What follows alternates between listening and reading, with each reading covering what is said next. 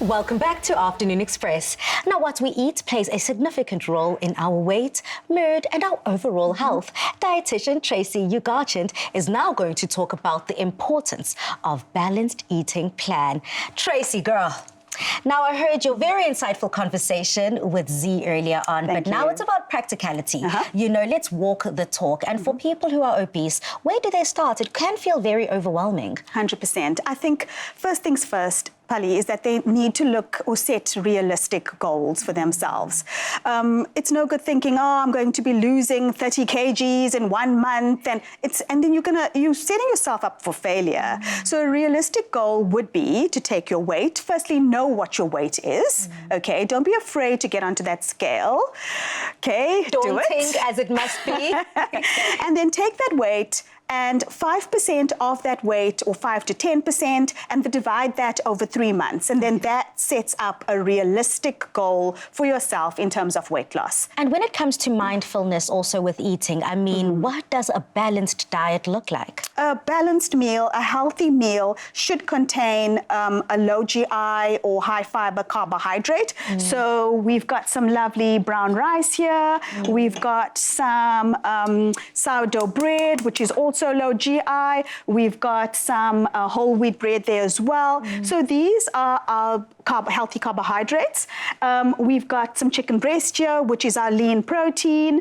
And we've got a beautiful little casserole. They're gorgeous. As you are dishing up for us portion size, you can go ahead. Right. Yeah. So I want to explain to you that in terms of portion size, the quickest and easiest thing to do is to use your hand. So my hand for me, your hand for you. The cameraman's going to have much bigger hands, so his hand for him. So he deserves and can have a larger portion size, right? So if we start off with protein, we are looking at the size of your hand. If the protein's lean, you can go up to the whole hand. But if it's not lean, then the size of your palm, right? So if I show you the chicken breast that we have here, I think it's a little bigger than the size of my hand. Yeah. So I could actually do with maybe 2/3 the size of this chicken breast. Okay, so I'm going to just grab it.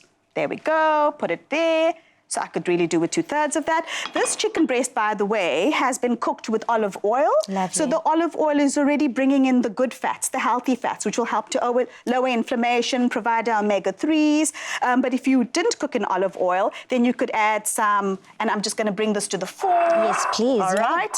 And I'm going to just pop some onto the counter just to show you that with every healthy plate, we need a small portion of healthy fat to go along with the meal. Lovely. So I'm going to use the spoon now, and I want to say to you that for the carbohydrates, we're using your hand again. You do a fist, and the fist is the amount of carbohydrate that you should be eating. Lovely. So I'm just grabbing the plate and putting it over here, and here's my portion of brown rice, and I'm just putting it over there. So there we go.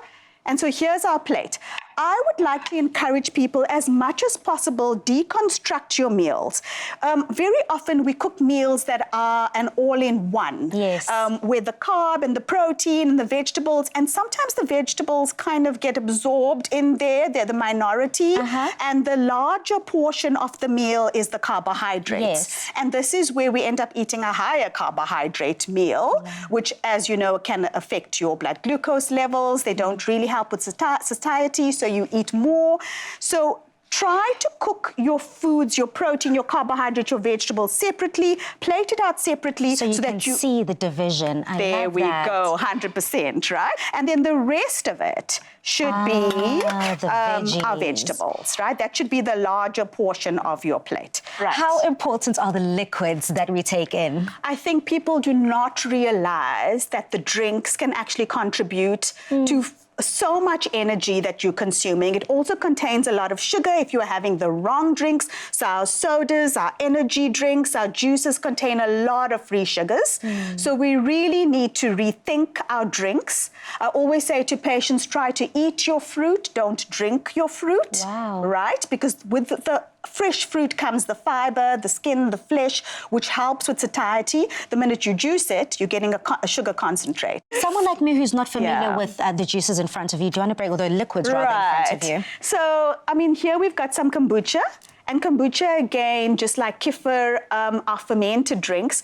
We spoke about the microbiome earlier, and we spoke about how important the gut health is, making your microbiome happy. And the kombucha and the kefir are drinks that are fermented, so they're going to help to feed the gut bacteria and get them to good levels, to nice diverse levels, so that you feel good, and that's going to help in turn with your energy production, your energy usage, and then obviously impact your weight loss, right? And then water, I think we can't say enough about water. Water is indeed the best drink that you can have. If you want to pop in a herbal tea bag and have it with a slice of lemon or mint, then go ahead and do that. But please, water is the best liquid that we can have. And here, I just want to say, wow, we've got a beautiful array of legumes. Plant proteins are so good for us. We've got some gorgeous spices here, some turmeric, we've got some ginger, and this is how we need to spice our foods to make them taste good. Thank you so much, Tracy. Not only have we been able to discuss the theory that we'd had earlier, but now you've put it into practice. Perfect.